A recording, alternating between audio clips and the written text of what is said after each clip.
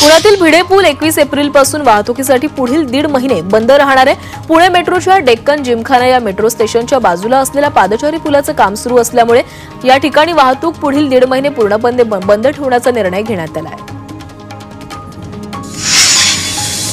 मुंबई पुणे महामार्गावर प्रचंड वाहतूक कोंडी आहे। कशोळी पुलावरील कामामुळे मोठ्या प्रमाणात वाहतूक कोंडी झाली आहे। तातडीच्या कामासाठी मध्यरात्री 2 वाजल्यापासून नाशिक मुंबई मार्गिकेवर ब्लॉक घेण्यात आलाय आणि त्यामुळे मुंबईकडे येणाऱ्या मार्गिकेवरून एकेरी वाहतूक सुरू होती।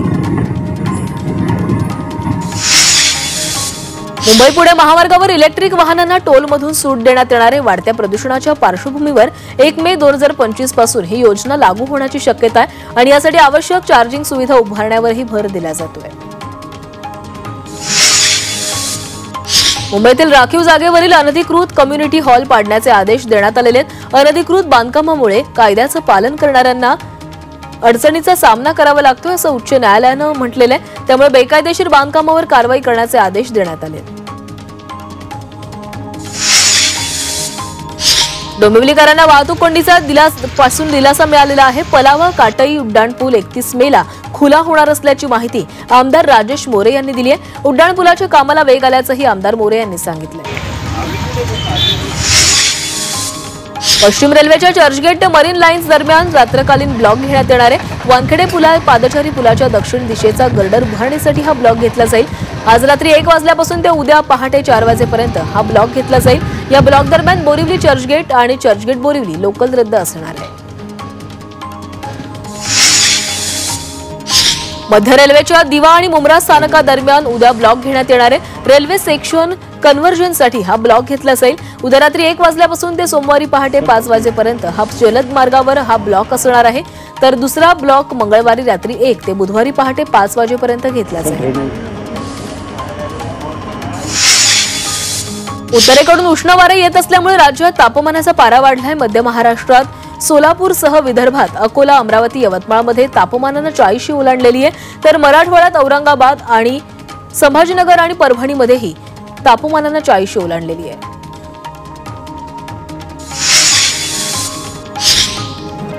पनवेल कर्जत प्रकल्पातील चौक स्थानकात रोड ओव्हरपुलाचं 5 गर्डर टाकण्यात आले। जवळपास 370 ते 400 मेट्रिक टनाचे 5 गर्डर उभारण्यात आले। महामुंबईतील प्रवाशांना नव्या रेल्वे मार्गाचा पर्याय उपलब्ध व्हावा यासाठी पनवेल कर्जत नवीन उपनगरीय मार्गाचं काम सुरू करण्यात आलंय। भिवंडीतील 13 ग्रामपंचायतींना दिलासा मिळाला। या 13 ग्रामपंचायतींना वाढीव पाणी बिलासाठी आकारलेलं शुल्क आणि विलंब आकार माफ करण्यात आले। स्टेम प्राधिकरणानं 9 कोटींचं वाढीव पाणी बिल माफ केल्यानं ग्रामपंचायतींना दिलासा मिळाला आहे। सोलापूर जिल्ह्यातील 1025 ग्रामपंचायतींच्या सरपंच पदाची 22 एप्रिलला आरक्षण सोडत होणार आहे। ग्रामपंचायतींच्या सरपंच पदासाठी 30% पदं ही महिलांसाठी राखीव असणार आहेत। दरम्यान तालुक्यातील नागरिक पदाधिकारी ग्रामपंचायत सरपंचांना आरक्षण सोडतीसाठी वेळेवर उपस्थित राहण्याचं आवाहन करण्यात आलं आहे। ठाण्यामध्ये जिल्हाधिकारी कार्यालयावर राष्ट्रवादी शरद पवार पक्षातर्फे आंदोलन करण्यात आलं। पेट्रोल डिझेल वाढत्या महागाईच्या विरोधात निषेध करण्यात आला आणि यावेळी जितेंद्र आव्हाड यांच्या पत्नी ऋता आव्हाड याही सहभागी झाल्या। ठाण्यात कंत्राटदार महासंघाची राज्यस्तरीय बैठक पार पडली। 33 जिल्ह्यातील कंत्राटदार या बैठकीला उपस्थित होते। मागील काही वर्षांपासून राज्य सरकारकडे कामाची बिले रखडलेली आहेत। ती बिले तातडीने द्यावीत अन्यथा आंदोलन करू असा इशारा या कंत्राटदारांनी दिला आहे। भिवंडीमध्ये वक्फ कायद्याला विरोध केलाय। मुस्लिम बांधवांनी हातावर काळ्या फिती बांधून निषेध नोंदवला। नमाजानंतर अनेकांनी शांततेत आपला रोष व्यक्त केला आणि हे विधेयक मुस्लिम समाजाच्या हिताविरोधात असल्याचं सांगण्यात आलं। परभणीमध्ये वंचित बहुजन आघाडीचे सुजात आंबेडकर यांच्या नेतृत्वात शांतता मोर्चा काढण्यात आला। सोमनाथ सूर्यवंशींचा न्यायालयीन कोठडीत मृत्यू झाला होता। त्यांच्या कुटुंबियांना न्याय मिळवून देण्यासाठी हा मोर्चा काढला गेला आणि या मोर्चामध्ये अनेक आंबेडकरी अनुयायी सहभागी झाले।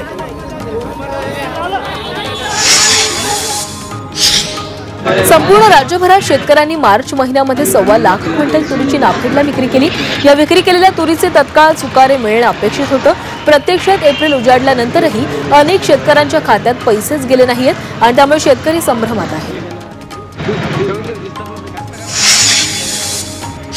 सोयाबीनची आवक कमी झाल्याने दरात वाढ झालेली आहे। आंतरराष्ट्रीय बाजारात सोयाबीनचा दर हा 3,300 रुपये क्विंटलवर पोहोचलाय।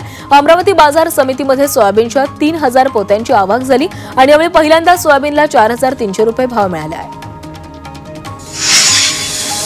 नाशिक जिल्ह्यातील पेठ तालुक्यात जल व्यवस्थापन कृषी पंधरवडा 2025चं आयोजन करण्यात आलं होतं। या मेळाव्यात निरंजन खिल्लारेंनी लाभधारक शेतकऱ्यांशी संवाद साधत जल व्यवस्थापनाबाबत विविध शंकांचं त्यांच्या निरसन केलंय। सोलापुरातील प्रसिद्ध न्यूरोसर्जन डॉक्टर शिरीष वळसंकर यांनी स्वतःवर गोळी झाडून आत्महत्या केलेली आहे। त्यांच्या आत्महत्येचं कारण हे अद्यापही अस्पष्ट आहे। उल्हासनगरमधील पुजाऱ्यावर अंबरनाथमध्ये प्राणघातक हल्ला करण्यात आलाय। यात पुजारी गंभीर जखमी झाला असून त्याच्यावर खासगी रुग्णालयामध्ये उपचार सुरू आहेत। या प्रकरणी अंबरनाथ पोलीस ठाण्यामध्ये हत्येच्या प्रयत्नाचा गुन्हा दाखल करण्यात आलाय।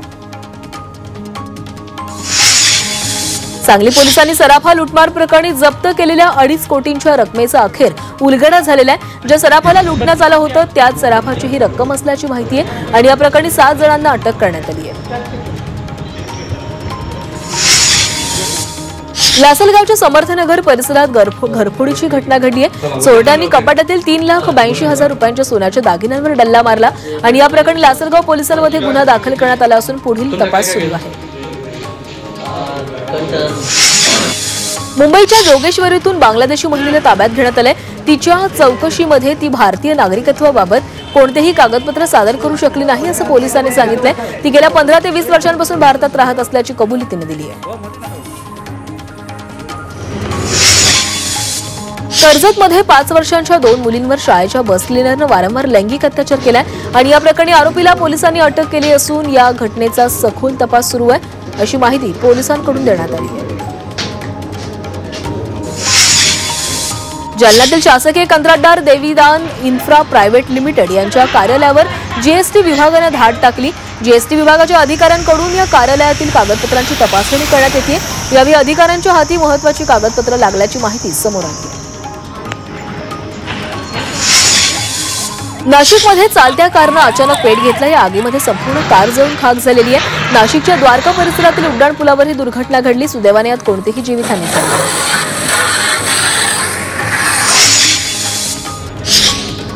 नाशिकमध्ये लग्न समारंभामध्ये लावलेल्या फटाक्यांमुळे आग लागली होती। अग्निशमन दलाच्या मदतीनं आगीवर नियंत्रण मिळवण्यात यश आलंय। सुदैवाने यात कोणतीही जीवितहानी झाली नाही।